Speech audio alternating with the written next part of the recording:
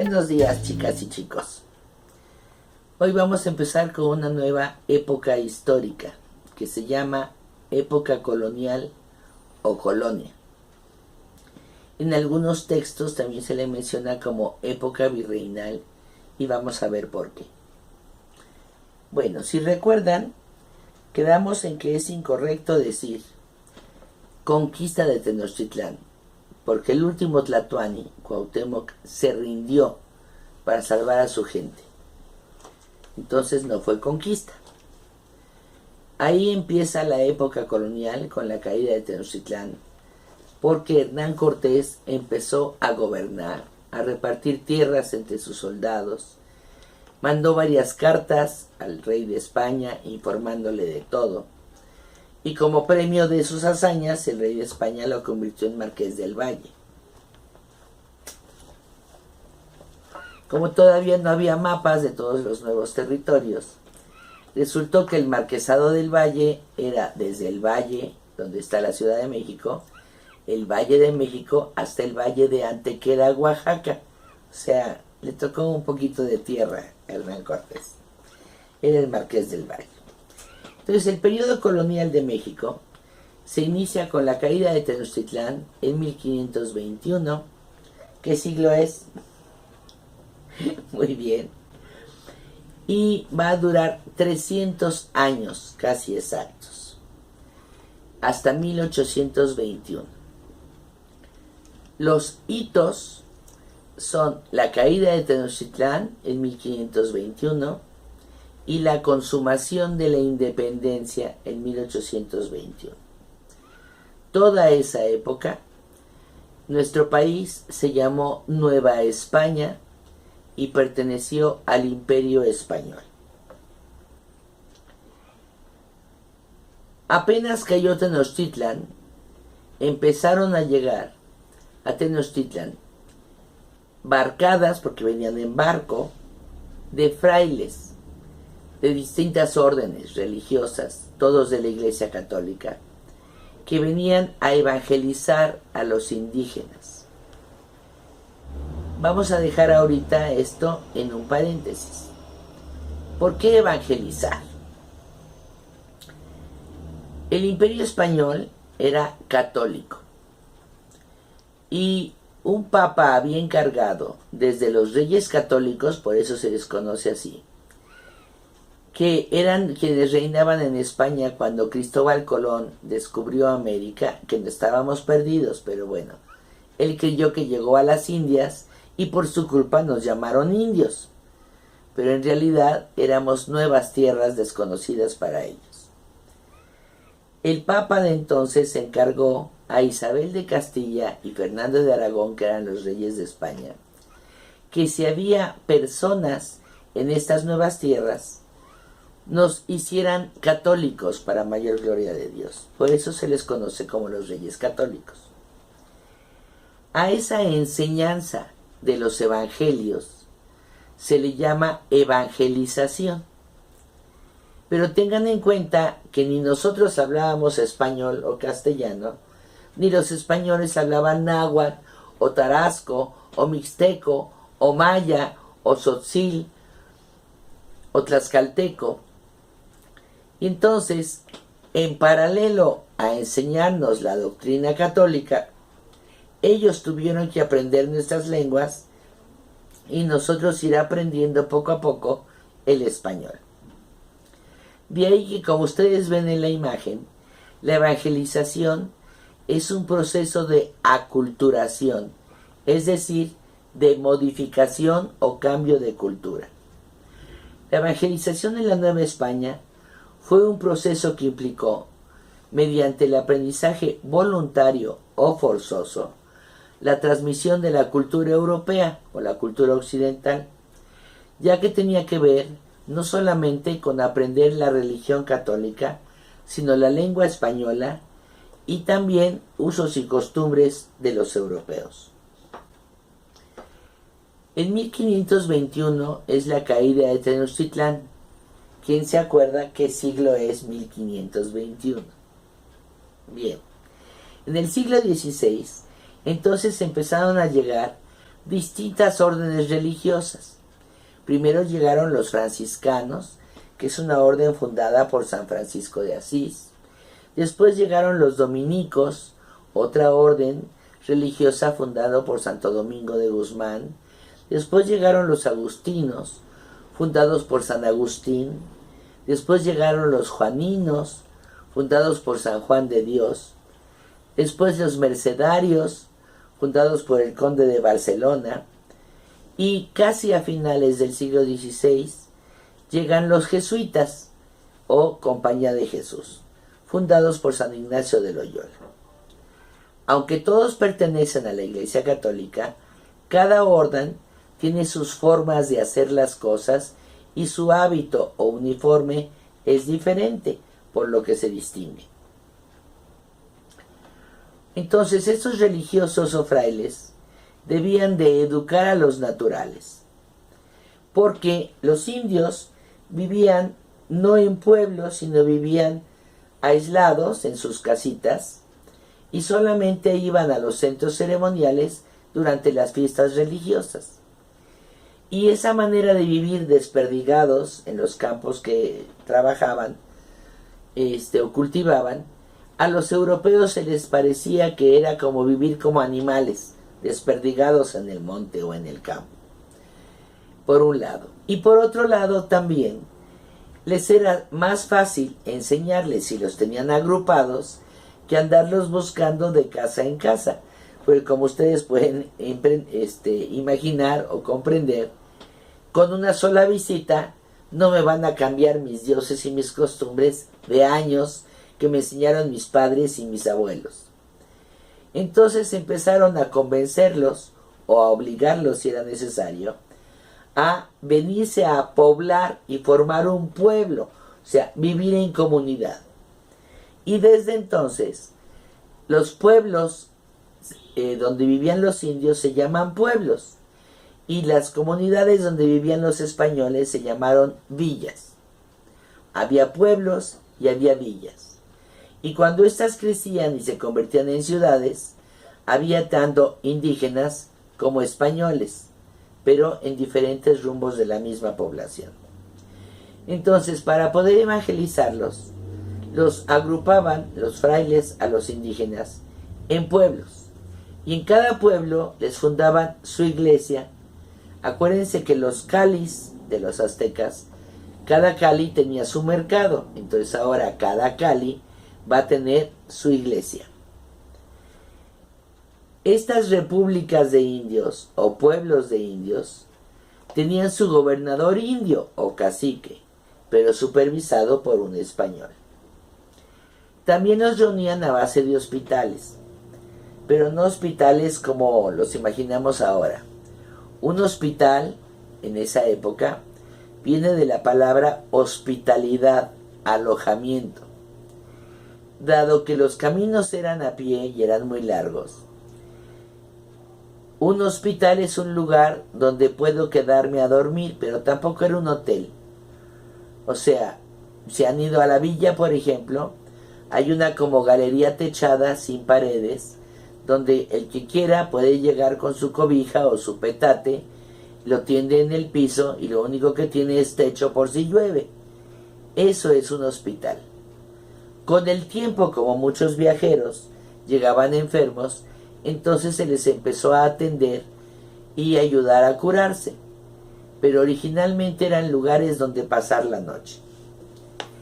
Estos hospitales, al recibir a los indígenas, se fueron convirtiendo en escuelas granja. Se quedaban ahí mientras aprendían técnicas de producción que no tenían necesidad de saber porque no teníamos animales como los que trajeron los españoles. Es decir, la civilización azteca en América no teníamos vacas, toros ni bueyes. O sea, no teníamos ganadería. Esa fue de las primeras cosas que tuvimos que aprender. No teníamos cerdos, por lo tanto tampoco teníamos manteca y no éramos gorditos. Nuestras gallinas eran más bien aves silvestres, como el guajolotl, que actualmente se le conoce en el mundo como pavo. pero no teníamos gallinas ponedoras de huevos. Tampoco teníamos cabras ni chivos.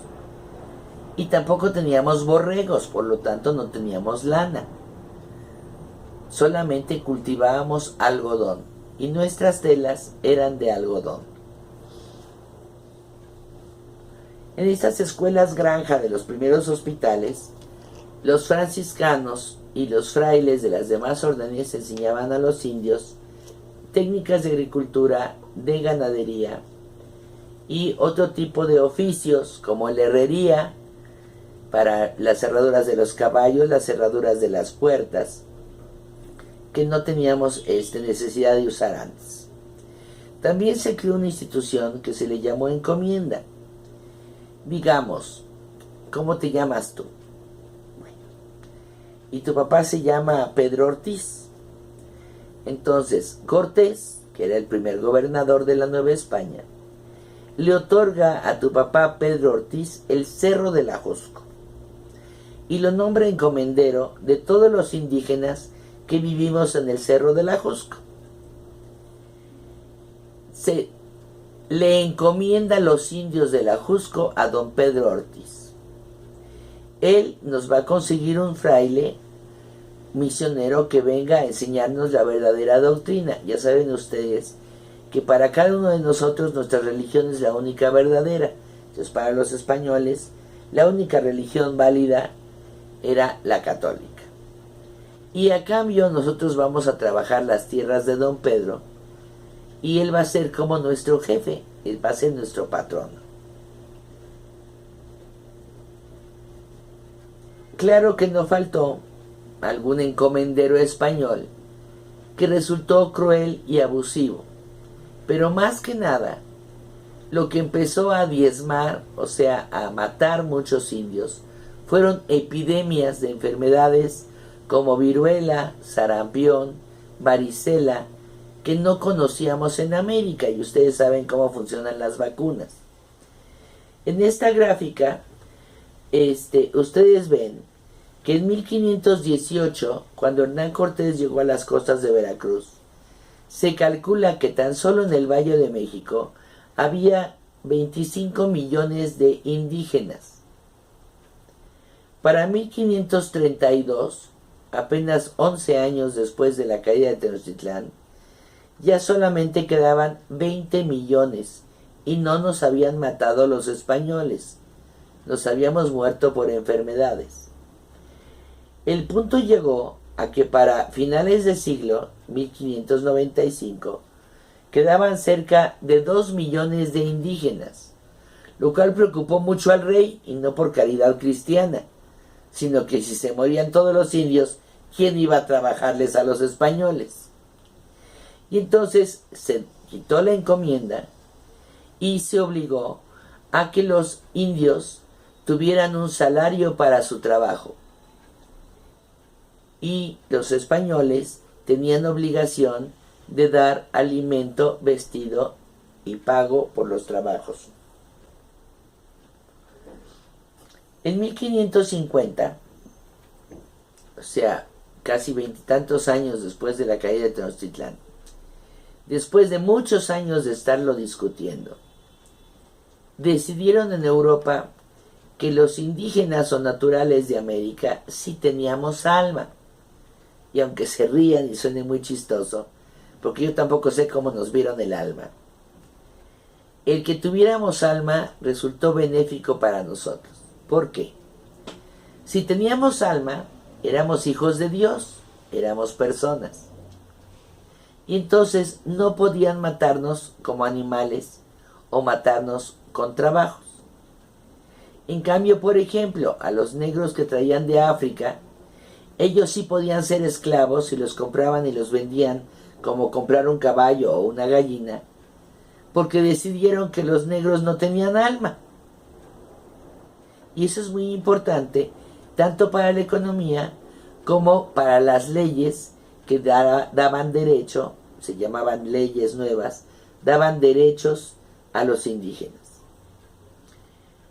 Los primeros misioneros, principalmente los frailes franciscanos, dominicos y agustinos, escribieron muchas cartas al rey acusando a los españoles abusivos, lo cual también ayudó a que se crearan estas leyes nuevas a favor del indio. Se empiezan a crear escuelas. En Texcoco, un franciscano funda la primera escuela elemental para niños indígenas y se inventa una forma de catecismo entre que él aprendía el náhuatl y los niños aprendían el español, como si fuera un cómic con dibujitos. Y ese mismo catecismo le servía después a otros franciscanos para dar el catecismo. Se crea también en Tlatelolco, que a lo mejor ustedes conocen, en un convento, el que se llamó de Santa Cruz de Tlatelolco, un colegio que daba a niños indígenas, pero hijos de caciques, o sea, niños nobles indígenas, desde las primeras letras hasta educación superior. Y tenía una característica muy particular. En la mañana, los frailes franciscanos, que eran los maestros de Tlatelolco, les enseñaban las cosas europeas a los niños indios nobles. Pero en las tardes eran los muchachos nobles indígenas quienes les platicaban a los frailes sus creencias, sus tipos de organización, sus costumbres, antes de que llegaran los españoles. Y como era de memoria, a estos documentos, que se conservan muchos, se les llama memoriales. Y gracias a eso sabemos cómo fue la civilización azteca antes de la caída de Tenochtitlán. Les debo de decir que el Colegio de Santiago Tlatelolco fue fundado y mantenido con dinero de su bolsa por el primer virrey de Nueva España y por el primer arzobispo de México. Voy a hacer un paréntesis aquí. La caída de Tenochtitlán fue cuando Cuauhtémoc se rindió ante Hernán Cortés, en 1521. Hernán Cortés fue gobernador de México hasta 1535. Ese corto periodo fuimos una colonia de España. Pero una vez que el rey mandaba a un virrey, o sea, a una persona que gobernara Nueva España en su nombre, por eso es virrey, ya fuimos virreinato. Por eso también a la época de la colonia se le llama época virreinal. Entonces, en 1535 llega a la Nueva España el primer virrey, que fue Antonio de Mendoza. Y al poco tiempo llega el primer arzobispo de México, Fray Juan de Zumárraga. Ambos muy interesados por hacer de Nueva España un territorio parte del Imperio Español que fuera próspero y muy rico. Entonces fundan este colegio para hijos de indios nobles, hijos de caciques. Sin embargo, fue tal el éxito de los indios estudiantes de Santiago de Tlatelolco que poco antes de que terminara el siglo, en 1585, en el tercer concilio o reunión de obispos de la Nueva España, a alguien se le ocurrió decir que si les enseñaban tantas cosas a los indios, muy pronto les iba a dar por gobernarse ellos mismos. Para desgracia nuestra, en el tercer concilio provincial mexicano, se decidió que de ahí en adelante a los indios solamente se nos iban a enseñar catecismo, por supuesto, primeras letras y oficios para que trabajáramos. Cambia el rey a otro virrey, don Antonio de Mendoza se va, cambian de arzobispo y ya no hay quien mantenga el colegio de Santiago Tlatelolco. Por lo tanto, ya para el año de 1600 había tenido que cerrar y desapareció. Otros actores educativos. La Orden de los Juaninos, fundada por San Juan de Dios. A este tipo de frailes no les vamos a estudiar mucho, porque ellos no educaban, no evangelizaban tampoco. Ellos fundaban hospitales y curaban enfermos, eso sí, de todas las clases sociales, tanto españoles como indígenas, mulatos o negros. Fray Juan de Zumárraga, se los acabo de mencionar, fue el primer arzobispo de México. No nada más defendió y mantuvo el colegio de Tlatelolco, sino que junto con el primer virrey Antonio de Mendoza, entre los dos compraron y trajeron a Nueva España la primera imprenta que hubo en toda América. Además, si ustedes son católicos, el arzobispo a quien Juan Diego le enseñó la tilma donde estaba impresa la Virgen de Guadalupe es precisamente Fray Juan de Zumárraga. Por lo tanto, desde la época de Fray Juan de Zumárraga, en 1531 se aparece la Virgen y desde entonces se le empieza a adorar en el Cerro del Tepeyac. Ahora ya no, ustedes saben que hay una nueva basílica. La primera imprenta la trajeron y empezó a funcionar en la Ciudad de México en 1532. El hecho de la importancia de la imprenta, el hecho de que la hayan traído, fue muy útil para la tarea de la evangelización, porque en la época de la colonia se imprimieron no solamente doctrinas, catecismos, libros de misa, biografías de santos, sino se elaboraron muchos diccionarios. Por ejemplo, aquí tenemos la imagen de un manual de las lenguas castellana y mexicana.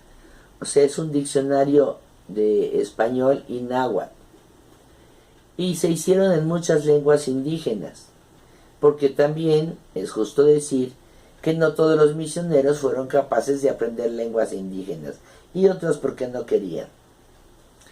Otra orden religiosa es la de los dominicos, que llegaron en segundo lugar después de los franciscanos. Ellos adoctrinaban a los indios, primero aprendían la lengua y después los adoctrinaban evangelizándolos. Y también fundaron algunos colegios para criollos. ¿Quiénes son los criollos? Acuérdense, son los hijos de mamá y papá español, pero nacidos en México. A los dominicos también se les conoce como Orden de los Predicadores. Y su convento principal está en la Ciudad de México, exactamente atrás de donde está la Secretaría de Educación Pública, que ustedes han oído nombrar seguramente como la Plaza de Santo Domingo. Mientras los evangelizaban, los indios trabajaban y aprendían. Trabajaban en lo que los españoles necesitaban. Aprendían nuevas técnicas, nuevos oficios, pero también le ponían su sello de la forma en que ellos miraban el mundo.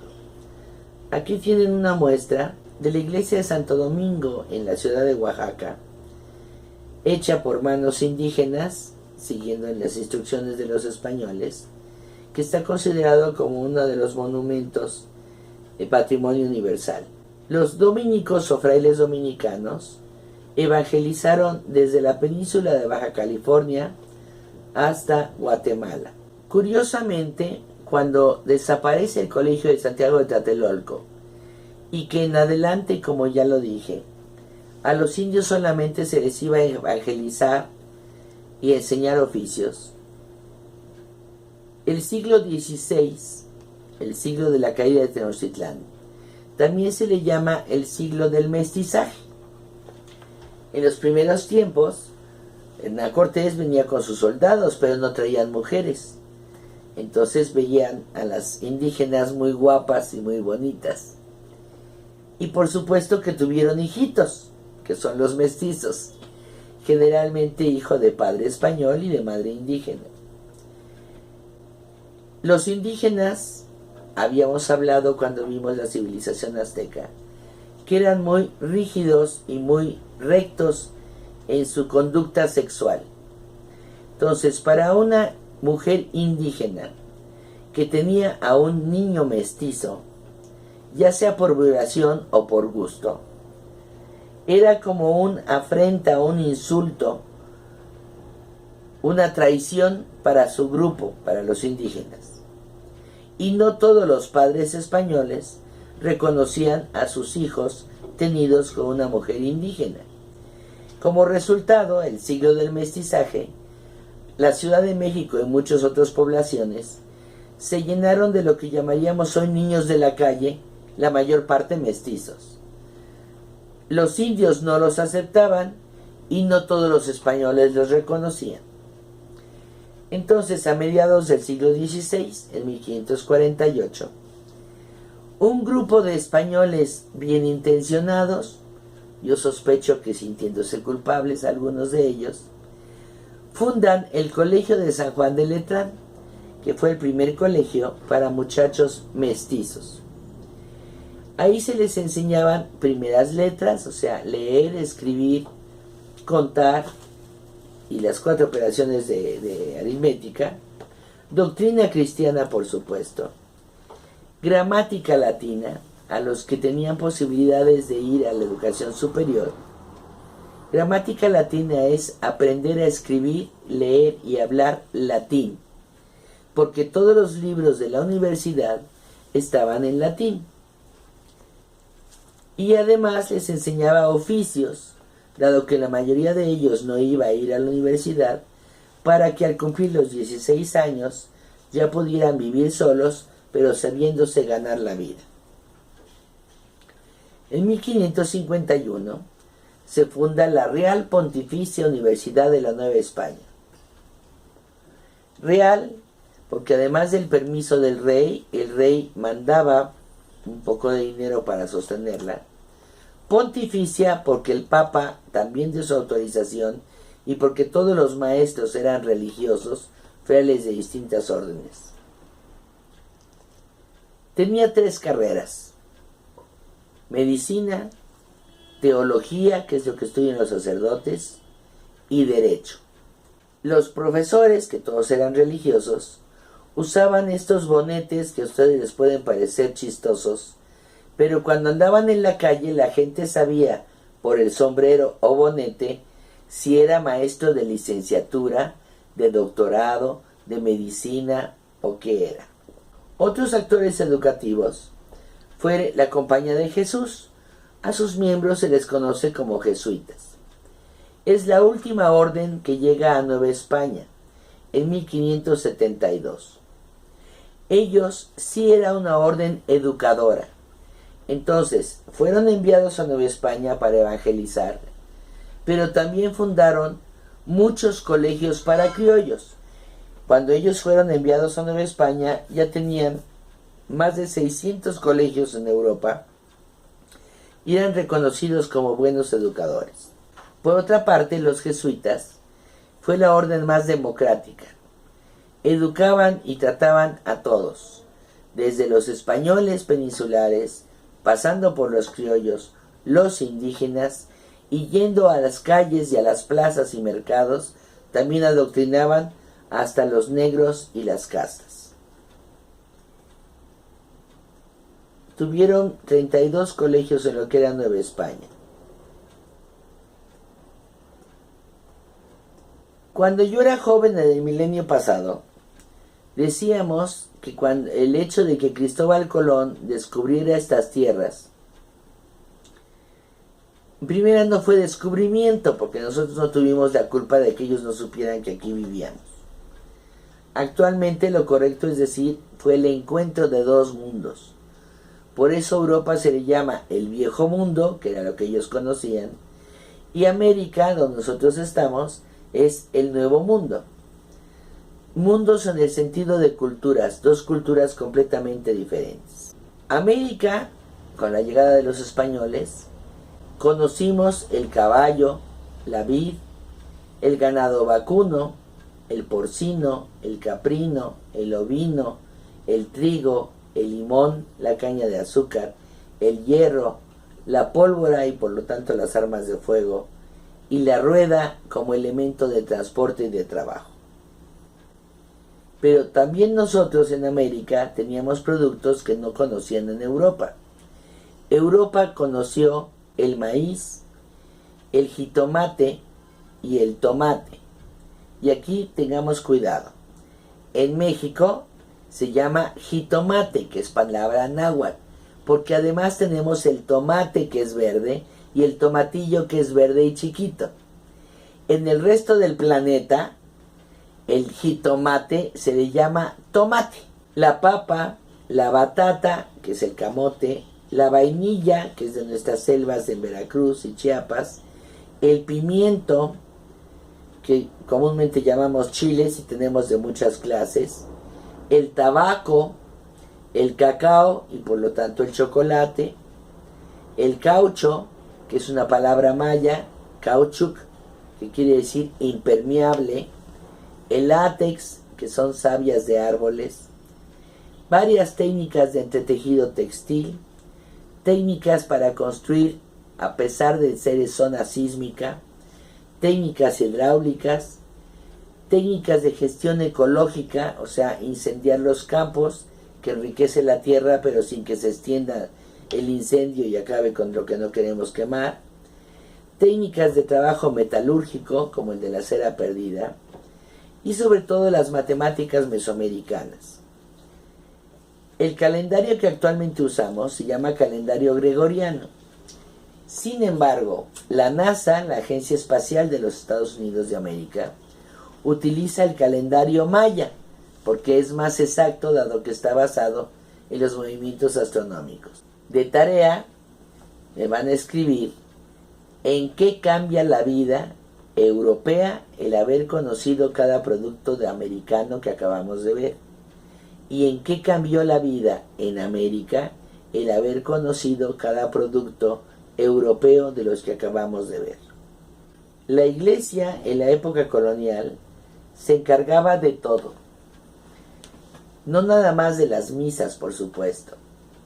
Educaba en la calle a través de las ferias, de las celebraciones a los santos patronos. Tenía que autorizar y supervisar las escuelas, tanto de primeras letras como la Real y Pontificia Universidad, los hospitales, o sea, la moral de la sociedad, la educación, la iglesia y todas las costumbres estaban permeadas por la religión católica. En todo el Imperio Español era ilegal no ser católico. Si yo necesitaba una constancia de que era hija de mis papás, lo que hoy llamaríamos un acta de nacimiento, tenía que ir con el cura de mi iglesia, que debía de conocerme para que me diera la constancia. Esto me obligaba a asistir a misa al menos cada domingo, si no, no me iba a dar la constancia porque no me conocía. ¿Quién sabía cuántas personas tenía una población? La iglesia, a través de los bautizos, los casamientos y los entierros. Entonces, la iglesia era muy poderosa en la época colonial. Otros actores educativos fueron los agustinianos o agustinos. Ellos misionaron muy poco, porque ellos se dedican básicamente a darles cursos de especialización a los otros frailes, a los que ya son sacerdotes. Una cosa muy importante para la cultura de Nueva España es que antes de los colegios, todos los conventos de cualquier orden tenían su librería. No vendían libros, sino así se le llamaba a la colección de libros que los frailes tenían para leer, lo que ahora llamaríamos bibliotecas. En resumen, en la época colonial, la Iglesia Católica nutría y limpiaba de pecado a través del bautizo, por lo tanto se le consideraba como madre. Educaba, nos enseñaba el camino, tanto al evangelizarnos como en las escuelas. Enseñaba la verdad, se enseñaba todo de acuerdo a la Biblia y las Sagradas Escrituras. Por lo tanto, la iglesia era maestra. Y la iglesia también iluminaba, porque enseñaba la luz, la sabiduría la poseía la iglesia. En este diagrama ustedes pueden ver cómo estaba organizada el gobierno. Hasta mero arriba estaba el rey. Ningún rey de España vino a la Nueva España, pero por eso nombraba a su virrey.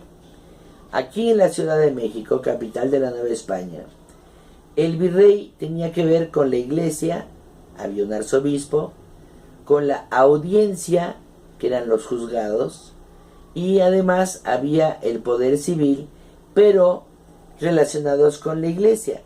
La iglesia organizaba cofradías. Cofradía era como una agrupación dentro de la iglesia. Vamos a fundar la cofradía de Nuestra Señora del Rosario, porque así me llamo yo. Y todo el mundo va a pagar su cuota de inscripción. Y nos vamos a comprometer, además de la misa del domingo, a que el primer martes de cada mes vamos a venir a oír el rosario a la iglesia. Y además vamos a ayudar a los enfermos del hospital de Belén. Entonces, las cofradías, a través de la iglesia, hacían lo que ahora se llama labor social, trabajo social. También había hermandades y la iglesia también sostenía instituciones de beneficencia, los orfanatos, los hospitales, como ya dije, los asilos, tanto para viejitos como para chifladitos, dementes, dependían de la iglesia.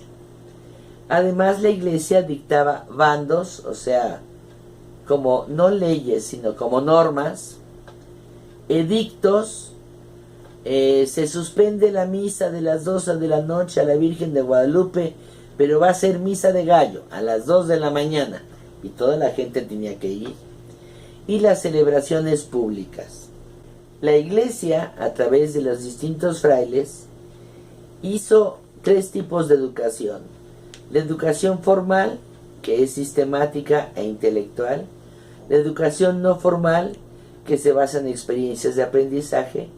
Y la educación informal, que era a través de la vida diaria, las idas a misa, los sermones en los mercados y la interacción social. Entonces, en resumen, la época colonial o virreinal, que empieza con la caída de Tenochtitlán en 1521, hasta la consumación de la independencia en 1821, está regida por la religión católica. Se encarga del adoctrinamiento o evangelización de los hospitales, las escuelas, los colegios, la universidad, los asilos, los hospicios y las casas de recogimiento. De tarea ustedes van a investigar y explicarme qué es una casa de recogimiento y quiénes vivían ahí. Por hoy es todo. Lean por favor sus actividades para que sepan cuál es su tarea. Gracias.